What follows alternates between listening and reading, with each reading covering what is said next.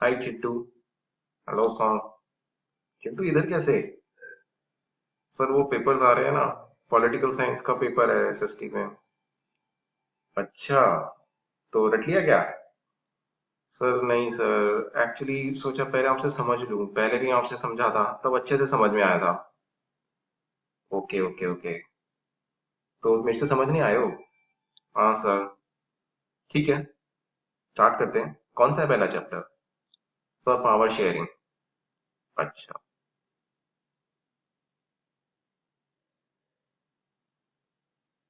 Power sharing. Actually power sharing बहुत ही ज्यादा इंटरेस्टिंग चैप्टर है।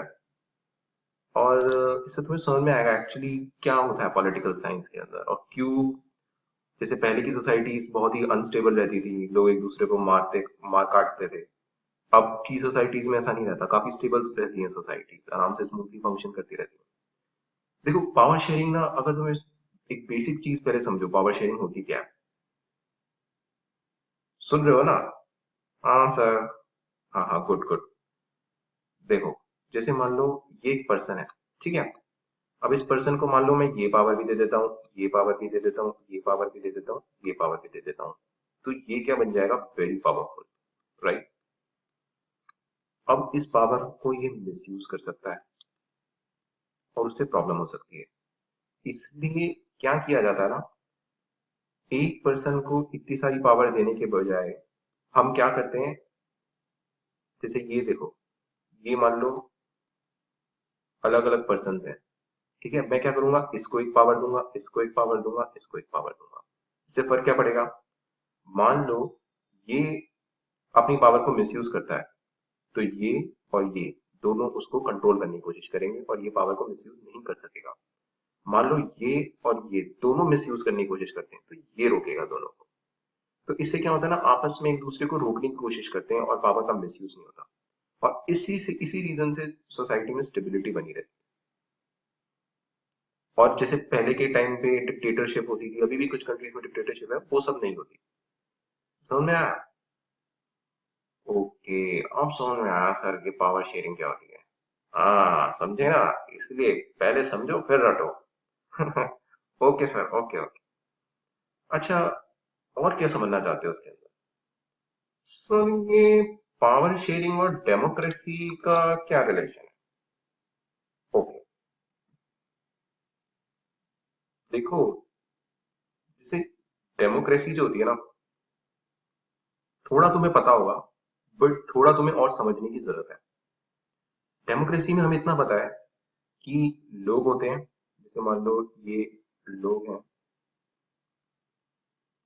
खूब सारे लोग, ठीक है, पीपल, कॉमन पीपल, राइट। ये लोग एक प्राइम मिनिस्टर, जैसे हमारे कंट्री में प्राइम मिनिस्टर को सेलेक्ट करते हैं। कैसे करते हैं? यहाँ पर एक, ये अपने एमपीज को सेलेक्ट करते हैं जो लोकसभा राज्यसभा में होते हैं, ये इनको चुनते हैं और फिर ये इनको चुनते हैं, ठीक है। इस तरीके से होता है डेमोक्रेसी में, ठीक है। अब हो क्या रहा है, देखो ध्यान से समझने की कोशिश करो। पावर क्या है, इनके पास है, एमपीज के पास, प्राइम मिनिस्टर के पास, ऐसा हमें लगता है। बट इनको चुना किसने? इसने, इन लोगों ने। तो उससे हुआ क्या है कि ये लोग जो है, इसमें इसने वोट किया, इसने भी वोट किया, इसने भी वोट किया, सबने वोट किया। तो पावर जो है अल्टीमेटली शेयर हो गई, सब में एक तरह से डिस्ट्रीब्यूट हो गई, राइट। इस रीजन से पावर जब शेयर हो जाती है और इतने सारे लोगों में शेयर हो जाती है, तो स्टेबिलिटी बनी रहती है। ये डेमोक्रेसी और पावर शेयरिंग का बेसिक रिलेशन है। जैसे मैं, ये तो मैंने तुम्हें समझाने के लिए बोला, बट जैसे मान लो अगर पेपर में आता है तो तुम कैसे लिखोगे?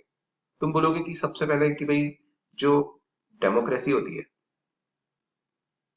ठीक है, उसमें जो पावर होती है इट इज विद पीपल, ठीक है। अब तुम उनको एक्सप्लेन करोगे कि भाई देखो, लोग वोट्स डालते हैं बैलेट बॉक्सेस में, ठीक है, और उससे इलेक्शंस होते हैं, ठीक है। इलेक्शंस में क्या होता है? इलेक्शंस में पॉलिटिकल पार्टीज compete करती हैं, फाइट करती हैं इलेक्शंस, ठीक है। और जिसको ज्यादा वोट्स मिलते हैं वो जीतता है, ठीक है। इस तरीके से जो है डेमोक्रेसी फंक्शन करती है, ठीक है। ये सब बातें तुम लिखोगे कि डेमोक्रेसी एंड पावर शेयरिंग में क्या रिलेशनशिप है। लेकिन एक बात समझने की कोशिश करो, देखो अभी जब हम कहते इतने सारे लोग हैं, इसमें कई देखो पुअर पीपल भी होते हैं, वीकर सेक्शंस भी होते हैं। जैसे यहाँ पर मैं अगर ऐसे इस तरह से समझाने के लिए इस तरह से बनाऊं, ऐसे कई वीकर सेक्शंस होते हैं, ठीक है, जैसे हमारी सोसाइटी में SC ST होते हैं, वीकर सेक्शंस माने जाते हैं, ठीक है। अब अगर आप सबको वोटिंग राइट्स दोगे इस तरीके से, तो ऐसा अक्सर होता है कि जब इनको स्पेशल, जो वीकर सेक्शंस होते हैं उनको स्पेशल फैसिलिटीज नहीं देते, तो ये लोग क्या करते हैं, इनको डोमिनेट कर जाते हैं, और ये लोग अपने हिसाब से अपने रिप्रेजेंटेटिव यहाँ पर बैठा देते हैं, तो इनकी बात नहीं सुनी जा पाती। इसीलिए हमारे कॉन्स्टिट्यूशन में SC ST को क्या दिया गया, रिजर्वेशन दी गई है। तुम्हें एजुकेशन में तो जो रिजर्वेशन होती है उसका तो पता होगा, बट लोकसभा में भी इनको रिजर्वेशन दी गई है कि कुछ सीट्स फिक्स हैं कि वहां पर सिर्फ SC ST के ही रिप्रेजेंटेटिव होंगे, ठीक है। उससे क्या होता है, ये श्योर है कि अब जो ये ग्रुप बनेगा इसमें कुछ SC ST के भी रिप्रेजेंटेटिव्स होंगे ही होंगे, और तब हम कह सकते हैं कि हाँ, पावर ट्रूली में शेयर हो रही है। अगर मान लो हम कह रहे हैं हाँ, सबको वोट दे रहे हैं, ठीक है, इन सबको वोट दे दिया, बट जो ये लोग हैं उनकी बात नहीं सुनी जा रही है, ये इनको दबा रहे हैं, डोमिनेट कर रहे हैं, तो फिर ये ट्रूली पावर शेयरिंग नहीं हुई, राइट, इनफैक्ट ट्रूली डेमोक्रेसी भी नहीं हुई। तो इसलिए इस तरह का जब रिजर्वेशन सिस्टम हम करते हैं, तब हम कह पाते हैं कि हाँ, ये एक ट्रू डेमोक्रेसी है, समझे। मेरे पास एक वो भी है, मैं तुम्हें दिखाता हूँ कैस तरीके से, अगर तुम्हें तुम्हें समझ में तो आ गया है, लेकिन अब तुम मान लो आंसर कैसे लिखोगे पेपर में, वो मैं बताता हूँ। इसको देखो, अगर मान लो आता है कि what are the basic principles of democracy about power sharing, ठीक है, तो इसमें देखो कि सबसे पहले तुम लिखोगे ये कि in democracy people are the source of political power,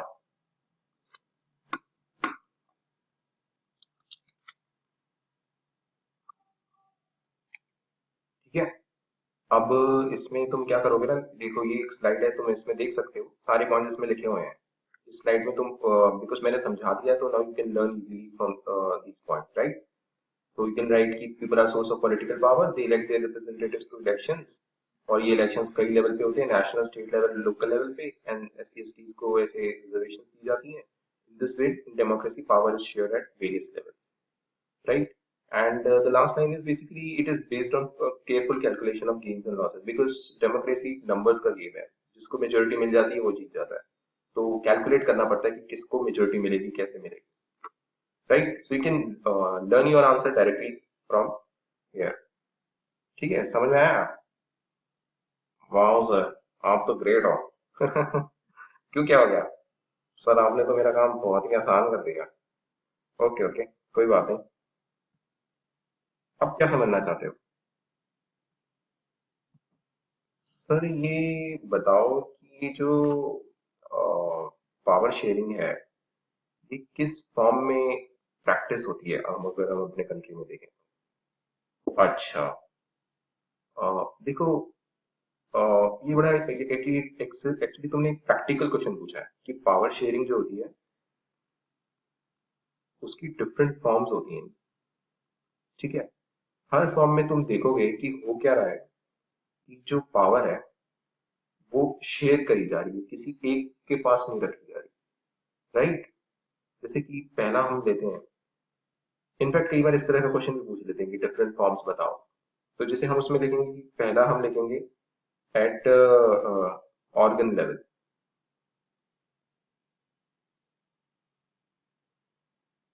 ठीक है।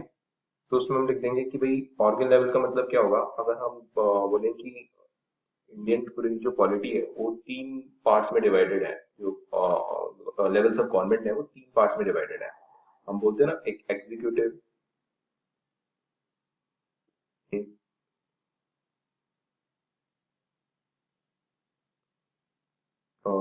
इसमें एग्जीक्यूटिव होता है, एग्जीक्यूटिव होता है, लेजिस्लेचर होता है, एंड जुडिशरी होती है, राइट।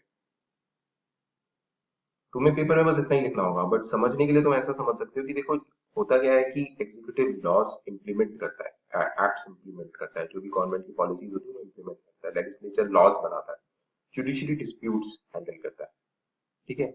तो एक ही चीज को हमने तीन पार्ट्स में डिवाइड कर दिया। ठीक है, हमने ये नहीं बोला कि भाई एक ही पर्सन है, वो कानून भी बनाएगा, उस कानून को इम्प्लीमेंट भी करेगा और डिसाइड भी करेगा। सो जो मान लो तुम क्लास के मॉनिटर हो, राइट?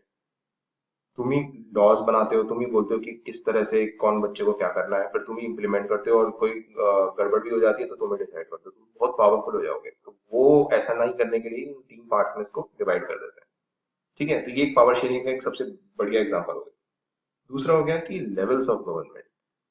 अब हमारा कंट्री इतना बड़ा कंट्री है, अगर हम एक ही गवर्नमेंट बोलें कि वो पूरे कंट्री के ऊपर एडमिनिस्ट्रेशन करे, रूल करे, तो वो तो पॉसिबल नहीं हो पाएगा, क्योंकि इतने सारे लोग हैं, इतना बड़ा कंट्री है कि गवर्नमेंट कैसे हैंडल करेगी। इसीलिए इसको ना तीन पार्ट्स में डिवाइड करते हैं। एक होता है नेशनल गवर्नमेंट, जैसे नेशनल गवर्नमेंट है ना, बीजेपी है रूलिंग पार्टी। ठीक है। स्टेट लेवल गवर्नमेंट, हर स्टेट में अपनी अपनी गवर्नमेंट है, एमपी में अपनी गवर्नमेंट है, गुजरात में अपनी गवर्नमेंट है, महाराष्ट्र में अपनी है। और local level government, local level होती है पंचायत, म्यूनसिपैलिटी, ये सब। इनसे क्या होता है कि हर लेवल पे अलग अलग गवर्नमेंट बनाई गई है, जिससे कि अगर मान लो कोई लोकल इशू है तो लोकल लेवल की गवर्नमेंट देखे, स्टेट लेवल का इशू है जैसे पूरा स्टेट अफेक्ट हो रहा है तो स्टेट देखे, नेशनल लेवल का इशू है तो नेशनल देखे। अब जैसे मान लो कोई फॉरेन इशू है, ठीक है, जैसे पाकिस्तान के साथ कुछ इशू चल रहा है, तो वो स्टेट और लोकल थोड़ी ना देखेंगे, तो वो नेशनल देखेंगे। ठीक है। अब मान लो राजस्थान में कोई ड्रॉट की, सूखे की प्रॉब्लम आ रही है, तो वो स्टेट देखेगा, वो पूरा कंट्री नेशनल थोड़ी ना देखेगा, वो स्टेट देखेगा। अब मान लो तुम्हारे मोहल्ले में कोई सड़क बनवानी है, कुछ बनवाना है, तो वो पूरा स्टेट थोड़ी ना देखेगा, वो फिर पंचायत या म्यूनसिपैलिटी देखेगी। तो इसलिए अलग तीन अलग अलग लेवल पे हमने गवर्नमेंट्स बना रखी है। ठीक है। तुम्हें पेपर में सिर्फ ये नेशनल, स्टेट और लोकल बता दोगे तो काफी है, लेकिन अगर समझते चलोगे ना तो ज्यादा चीजें इंटरेस्टिंग लगेंगी और याद भी रहेंगी। तीसरा होता है सोशल ग्रुप्स। अगर तुम देखो, हर सोसाइटी के अंदर ना अलग अलग तरह के ग्रुप्स होते हैं। जैसे इंडिया के कॉन्टेक्स्ट में बात करें तो SC ST वीकर सेक्शंस माने जाते हैं, जिसके लिए मैंने अभी पहले भी बताया, रिजर्वेशंस होती है। तो पावर को इनके साथ भी शेयर किया गया है, जो वीकर सेक्शन है, राइट? तो ये एक different form of power sharing है। ठीक है। फोर्थ होता है जैसे पॉलिटिकल पार्टीज है। ठीक है। जैसे NDA है सेंटर पे, ठीक है, कांग्रेस है। ठीक है। पॉलिटिकल पार्टीज हो गई, मूवमेंट्स हो गए, जैसे एक अन्ना हजारे का मूवमेंट हुआ था। इनसे होता क्या है, एक्चुअली ये ग्रुप्स भी एक तरीके से अपनी पावर एक्सप्रेस करते हैं। अब सिटीजन है, सिटीजन मान लो कोई नेशनल इशू में आना चाहता है, अपनी बात बोलना चाहता है, तो इन मूवमेंट्स के थ्रू सिटीजन अपनी बात बोल पाते हैं। समझ रहे हो? राइट? तो ये भी एक तरीका है पावर को शेयर करने, राइट? बिकॉज अगर सिटीजन्स को बोलने ही नहीं दिया जाएगा, तो फिर गवर्नमेंट 5 साल तक कुछ भी करेगी तो पता तो नहीं चलेगा वो कि सिटीजन कुछ और फील कर रहे हैं। तो इन मूवमेंट्स के थ्रू ये होता है, लोग अपनी बात कह पाते हैं। ठीक है। और होता है जैसे प्रेशर ग्रुप्स होते हैं। प्रेशर ग्रुप्स हो गए जैसे ट्रेड यूनियंस हो गए, ये सब हो गए। ठीक है। ट्रेड यूनियंस वर्कर की कुछ इंटरेस्ट की बातें हैं, ठीक है, वो बोलना चाहते हैं, तो वो प्रेशर ग्रुप्स बोलते हैं। ठीक है। तो तुम देखो, अलग अलग लोग हैं, अलग अलग ग्रुप्स बना रखे हैं, गवर्नमेंट है, अलग अलग लेवल पे ऑर्गन है, इनके थ्रू पावर को किस तरह से डिस्ट्रीब्यूट कर रखा है, राइट? ये सब एग्जाम फॉर्म्स हैं जिस तरीके से पावर शेयर होती है। ठीक है। अब अगेन तुम्हें समझ में तो आ गया होगा, बट आई एम श्योर कि तुम्हें पेपर में कैसे लिखना है ये सोच रहे हो। आप वो बहुत ही इंटेलिजेंट हो सर। नहीं देखो, इसके लिए भी वो मैंने एक बना रखा है, ये देखो, इसको देखो, इसमें मैंने वो लिख रखा है, among different organs of government power is shared, जो अभी बता रखा है एग्जैक्टली वो यहाँ पर लिख रखा है। तो तुम इसको देख सकते हो, और अकॉर्डिंगली जो क्या कहते हैं, तुम्हारा ये जो आंसर है, इसको कर सकते हो। ठीक है। ठीक है। अच्छा सर, ये बताना कि एक्चुअली मुझे कुछ लोग कह रहे थे कि श्रीलंका का क्वेश्चन भी इम्पोर्टेंट है, तो श्रीलंका का पावर शेयरिंग में क्या वो है, क्या इसकी हिस्ट्री है? ओके। एक्चुअली चिंटू देखो, एक बात समझने की कोशिश करो, श्रीलंका एक ऐसा एग्जाम्पल है।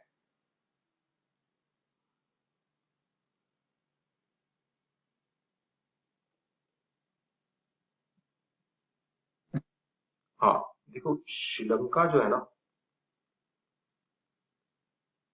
श्रीलंका में एक डिस्प्यूट हुआ था सिनाला एंड तमिल्स का। उसमें पावर शेयरिंग का बहुत प्रैक्टिकल एक एग्जांपल मिलता है समझने के लिए। ठीक है, इसलिए ये क्वेश्चन अक्सर पूछा जाता है। इसमें यही क्वेश्चन पूछा जाता है बेसिकली कि श्रीलंका में तमिल्स अलग अलग क्यों फील करते हैं। उसके लिए वर्ड होता है alienated. Why do they feel alienated, right? So उस इस क्वेश्चन को आंसर करने के लिए ना we have to understand the history, exactly what happened, क्या हुआ था श्रीलंका में।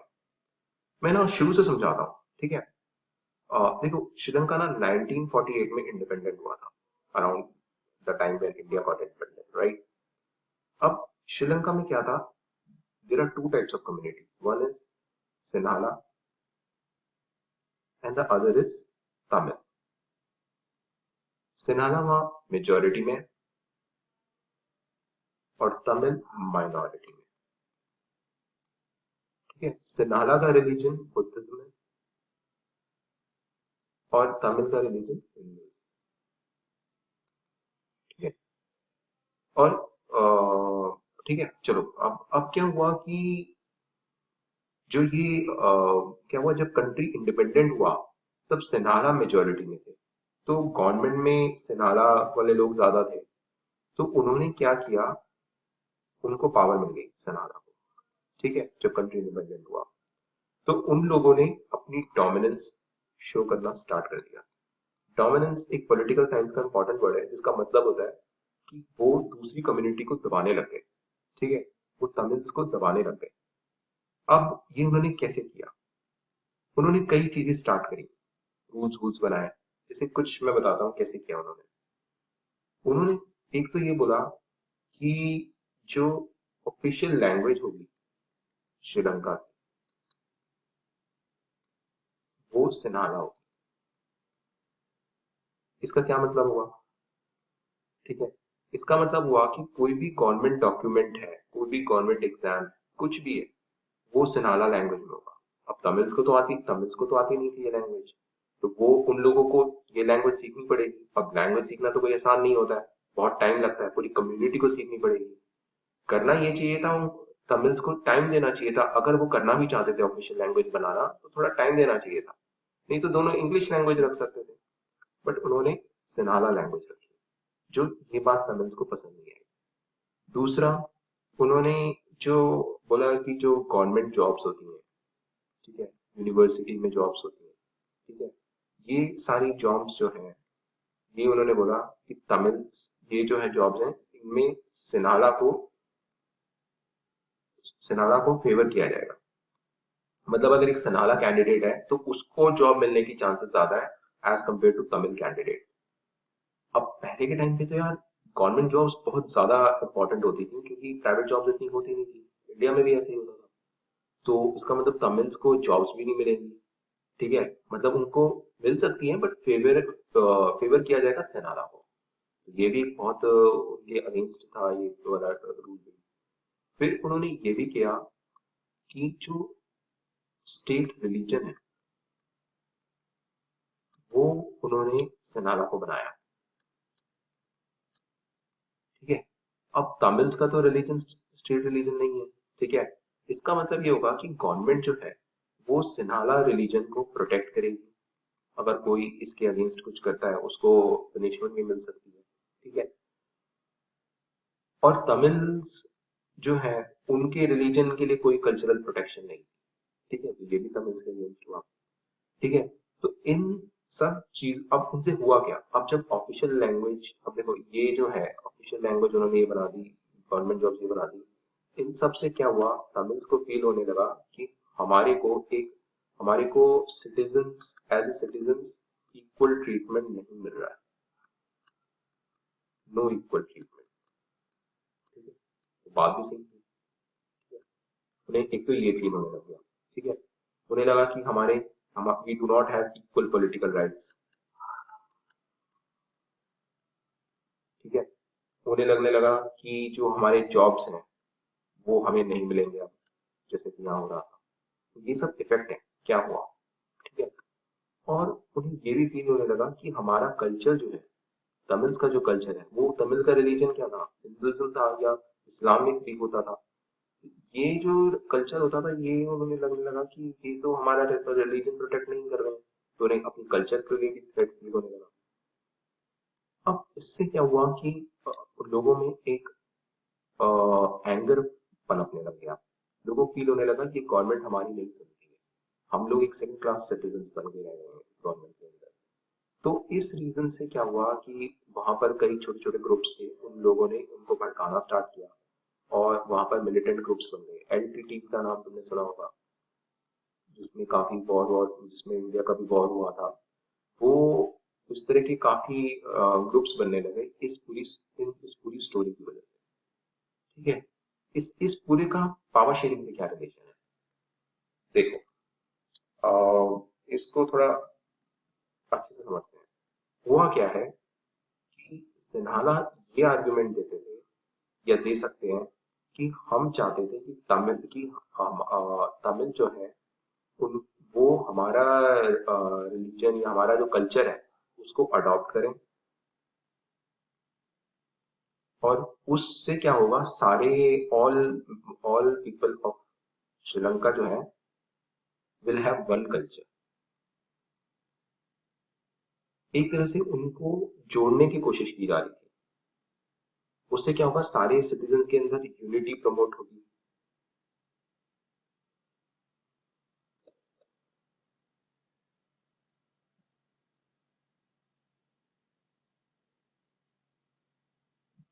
तो उनको लगा कि इससे यूनिटी प्रमोट होगी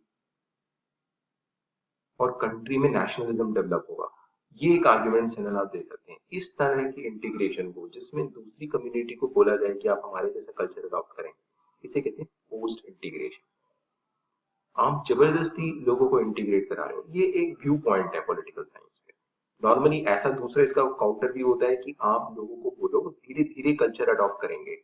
जब लोग आपस में एक दूसरे से मिलेंगे तो थोड़ा मेजोरिटी कम्युनिटी वाले जो है वो दूसरे का कल्चर अडॉप्ट करेंगे और माइनॉरिटी वाले मेजोरिटी वाले का अडॉप्ट करेंगे।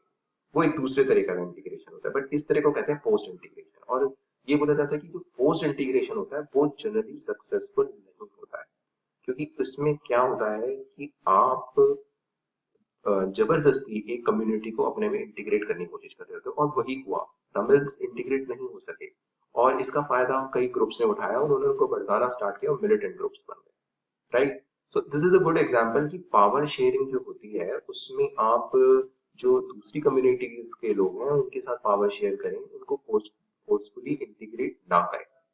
राइट। अब अगेन स्टोरी तो समझ में आ गई।